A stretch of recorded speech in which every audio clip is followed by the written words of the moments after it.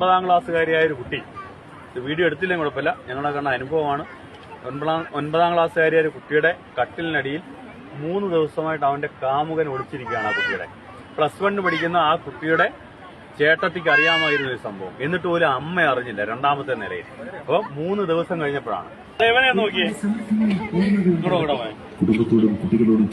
ഇവനെ ഇപ്പൊ നോക്കിയിട്ട് എന്ത് ഭാവമാണ് അവന്റെ മുഖത്തുള്ളത്. കള്ളലക്ഷണമുണ്ട്. അല്ല, അവൻ എന്റെ അടുത്തിരിക്കുന്നുണ്ട്, ചിലപ്പോ ഒരു ഭയം കാണാം. അല്ലെ, ഭയക്കേണ്ട കാര്യമില്ല, ഞാൻ അവനെ ദത്തെടുത്തിരിക്കുക. അപ്പൊ അല്ലെങ്കിൽ അവന്റെ മുഖം എന്തായിരിക്കും? ഇപ്പൊ ഒരു ചെറിയ ചിരിയില്ലേ ഉണ്ട്. ഇനി ഇവന് തലവേദനയാണെങ്കിൽ അവന്റെ അവസ്ഥ എന്തായിരിക്കും? ചോദ്യമാണ്.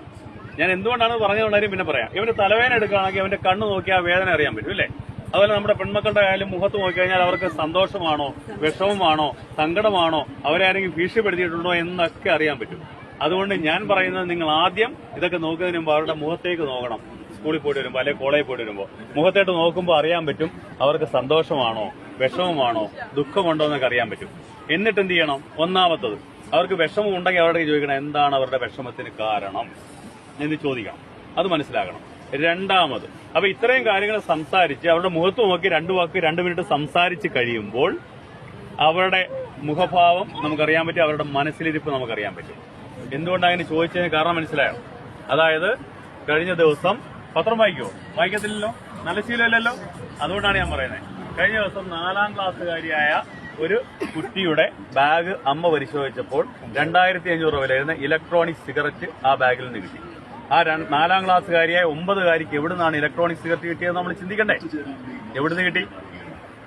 8ാം ക്ലാസ്സുകാരിയായ ബാഗ് പരിശോധിച്ചപ്പോൾ MDMA. എന്താണ് MDMA അറിയോ? മാരകമായ മയക്കുമരുന്നായിട്ടുള്ള MDMA ആണ് 8ാം ക്ലാസ്സുകാരിയായ ബാഗ് പരിശോധിച്ചപ്പോൾ കിട്ടിയത്. ആ കുട്ടി ആത്മഹത്യ ചെയ്തു. കാരണം എന്താണെന്ന് അറിയണ്ടേ? 8ാം ക്ലാസ്സുകാരി ആത്മഹത്യ ചെയ്യുന്ന കാരണം എന്തായി? ആ കുട്ടിയെ ഈ MDMA ചെറുതായിട്ട് കൊടുത്തിട്ട്, ക്രീം ബിസ്ക്കറ്റിനകത്ത് MDMA കൊടുത്തിട്ട് ആ കുട്ടിയുടെ നഗ്നമായ ഫോട്ടോ എടുത്തു. ആ ഫോട്ടോ കാണിച്ചുകൊണ്ട് ആ കുട്ടിയെ ഭീഷണിപ്പെടുത്തി ഈ MDMAയുടെ കാരിയറാക്കി മാറ്റി, എന്നുവെച്ചാൽ വിൽപ്പനക്കാരിയാക്കി മാറ്റി. 13ാമത്തെ ദിവസം ആ കുട്ടി ആത്മഹത്യ ചെയ്തു. അപ്പൊ ഇതൊക്കെ പത്രത്തിൽ വരുന്ന വാർത്തകളാണ്, ഞങ്ങൾ കേസെടുക്കുന്നതാണ്. അപ്പൊ നിങ്ങൾ ദയവായി എന്ത് ചെയ്യണം? നമ്മളുടെ മക്കളുമാരെ കെയർഫുൾ ആകാൻ വേണ്ടി നോക്കുക. സ്കൂളിൽ പോകുമ്പോഴും വരുമ്പോഴും നമ്മുടെ മക്കളുമാരെ വളരെ കെയർഫുൾ ആകണം. അവരുടെ കാര്യങ്ങൾ സംസാരിക്കണം. ഒരു ഫ്രണ്ട്ലി ആറ്റിറ്റ്യൂഡ്, അതായത് മക്കളുമാരും അമ്മയും തമ്മിൽ ഒരു ഫ്രണ്ട്ലി ആറ്റിറ്റ്യൂഡ് വളർത്തിയെടുക്കണം. സംസാരിക്കണം, അവരുമായിട്ട് സംസാരിച്ചുകൊണ്ടേയിരിക്കണം. അതുപോലെ തന്നെ ആവശ്യമില്ലാതെ മൊബൈൽ ഫോണുകൾ കൊടുത്ത് കളിപ്പിക്കണ്ട.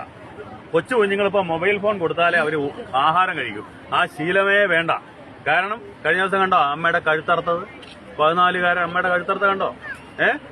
ഇവിടെ 14കാരനായിട്ടുള്ളൊരു കുട്ടി, അല്ല 8ാം ക്ലാസ്സിൽ പഠിക്കുന്ന കുട്ടി തൊട്ടപ്പുറത്ത് ആത്മഹത്യ ചെയ്തു. എന്താ കഴിച്ചതെന്നറിയോ? ആ അമ്മയുടെ മൊബൈൽ ഫോണിലെടുത്ത് കളിച്ചിട്ട് 1.87 ലക്ഷം രൂപയാണ് ഗെയിമിങ്ങിലൂടെ നഷ്ടപ്പെട്ടത്. 1. 2, ആ കുട്ടി കളിച്ച ഓൺലൈൻ ഗെയിമിങ്ങിലൂടെ അവനെ കഴുത്തിൽ കുരുക്കിട്ട് ആത്മഹത്യയിലേക്ക് നയിച്ച ഗെയിം. അപ്പൊ നമ്മൾ ഈ PUBG, ഫ്രീ ഫയർ എന്നൊക്കെ പറയുന്ന സാധനങ്ങൾ കളിപ്പിക്കുമ്പോൾ നമ്മുടെ മക്കളുമാരെ നഷ്ടപ്പെടുമെന്നും നാളെ നമുക്കെതിരായിട്ട് അവർ വിരൽ ചൂണ്ടുമെന്നും കൂടെ ആലോചിക്കണം. അപ്പം ഇത്രയും കാര്യങ്ങൾ ഞാൻ നിങ്ങളുടെ പറഞ്ഞു തന്നത് നിങ്ങളുടെ അറിവിലേക്കാണ്. കഴിഞ്ഞ ദിവസം കണ്ട ഒരു കാര്യം കൂടെ പറയാം. കഴിഞ്ഞ ദിവസം 9ാം ക്ലാസ്സുകാരിയായ ഒരു കുട്ടി, വീഡിയോ എടുത്തില്ലെങ്കിൽ കുഴപ്പമില്ല, ഞങ്ങളെ കണ്ട അനുഭവമാണ്. 9ാം ക്ലാസ്സുകാരിയായ ഒരു കുട്ടിയുടെ കട്ടിലിനടിയിൽ 3 ദിവസമായിട്ട് അവന്റെ കാമുകൻ ഒളിച്ചിരിക്കുകയാണ്. ആ കുട്ടിയുടെ +1 പഠിക്കുന്ന ആ കുട്ടിയുടെ ചേട്ടത്തിക്ക് അറിയാമായിരുന്ന ഒരു സംഭവം, എന്നിട്ട് പോലും അമ്മ അറിഞ്ഞില്ല, 2ാമത്തെ നിലയിൽ. അപ്പോൾ 3 ദിവസം കഴിഞ്ഞപ്പോഴാണ്. അപ്പോൾ നമ്മുടെ അമ്മമാരെന്ത് ചെയ്യണം? കുറേയൊക്കെ ഈ ട്വിറ്ററും ഫേസ്ബുക്കും വാട്സാപ്പും ഒക്കെ കളിക്കുന്നതൊക്കെ ഒഴിവാക്കും. നമ്മുടെ മക്കളുടെ സേഫ്റ്റിക്ക് വേണ്ടി, നല്ലതിനു വേണ്ടി അവരെ ഒന്ന് വാച്ച് ചെയ്യുക. മൊബൈൽ ഫോണിലുള്ള കളിയൊക്കെ ഒന്ന് ഒഴിവാക്കിക്കുക. കൊച്ചു കുഞ്ഞുങ്ങൾക്ക് കൊണ്ട് മൊബൈൽ ഫോൺ കൊടുത്ത് കളിപ്പിക്കണ്ട. ഇപ്പൊ കണ്ടില്ലേ, കൊച്ചു മൊബൈൽ ഫോൺ ഇങ്ങനെ തോണ്ടിക്കൊണ്ടാണ് ആഹാരം കൊടുക്കുന്നത് ചെറിയ കുഞ്ഞുങ്ങൾക്ക് വരെ. അത് ശീലിപ്പിക്കേണ്ട. ആ ശീലങ്ങളൊക്കെ മാറ്റുക. അത് തെറ്റായ ശീലങ്ങളാണ്. അത് നാളെ നമ്മുടെ മക്കൾക്കും നമ്മുടെ കുടുംബത്തിലും ഒക്കെ ദോഷം വരും എന്നുള്ള കാര്യം ഒന്ന് മനസ്സിലാക്കുന്നത് നല്ലതായിരിക്കും. അപ്പൊ നിങ്ങളുടെ ഉല്ലാസത്തിന് ഞാൻ കൂടുതൽ തടസ്സം നിൽക്കുന്നില്ല. നിങ്ങൾ ഉല്ലാസിക്കുക. നമ്മുടെ മക്കളുമാരുടെ കാര്യം നോക്കണം. 2 കാര്യങ്ങളാണ്. ഇത് ഡ്രൈവിംഗ് ബീച്ചാണ്. കഴിഞ്ഞ ദിവസം ഇവിടെ ഒരു ആക്സിഡന്റ് നടന്നു. 4 വയസ്സുള്ള ഒരു കൊച്ചിന് ആക്സിഡന്റ് പറ്റി. കാരണം കരയിലേക്ക് പോകുമ്പോൾ അവർക്കറിയില്ല. അവര് ഡ്രൈവിംഗ് ബീച്ച് എന്ന് പറയുമ്പോൾ അവർ വിചാരിക്കാണ്ട് ഭയങ്കര സ്പീഡിൽ പോകേണ്ട ബീച്ചാണ്. അല്ല, ഇവിടെ സഞ്ചാരികളും വരും, പെതുക്കെയാണ് ആൾക്കാർ പോകേണ്ടത്, ഡ്രൈവിംഗ് നടത്തേണ്ടത്. അപ്പൊ നമ്മുടെ മക്കളുമാരൊക്കെ കൈവിട്ട് പെട്ടെന്ന് ഓടിപ്പോകുമ്പോൾ അവർക്ക് ആക്സിഡന്റ് ഉണ്ടായതുകൊണ്ട് നോക്കേണ്ട ചുമതല നമുക്കാണ്.